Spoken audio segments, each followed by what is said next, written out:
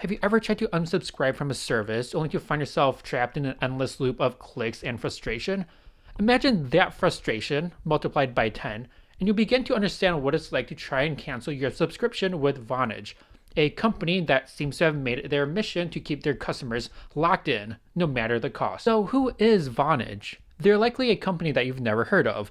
They're a New Jersey-based telephone provider which offers something called internet-based phone services to individual customers and small businesses. The individual customers and small businesses are billed for these services on an automatic monthly basis, either by withdrawing money from their bank accounts directly or by charging a credit or debit card. Varying in cost from $5 to $50 a month, consumer accounts were signed up using what's called negative option, which began as a free trial but requires a consumer to cancel their subscription to avoid being billed. Business accounts can easily be charged thousands of dollars every single month. The Federal Trade Commission alleged that while Vonage made it incredibly easy to sign up for their free trial, they made it equally difficult for anyone who was no longer interested in their service to cancel their subscription, employing a string of manipulative tactics such as eliminating cancellation options. Despite the fact that Vonage made it possible to sign up for their trial through a whole wide range of methods, they decided in 2017 to disallow anyone from canceling their service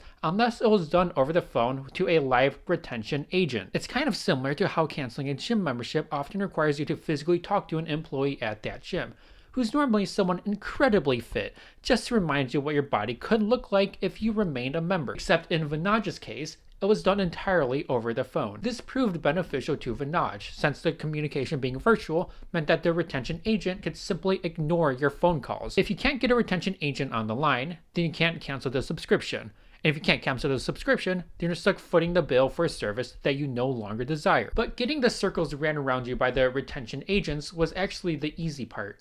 The hard part comes before, which was even figuring out what phone number to call to start the cancellation process. You see, the Vonage executives had the epiphany one evening while clubbing baby seals. It would certainly be profitable to require customers to cancel their service over a live phone call with somebody who won't pick up the phone or return their calls.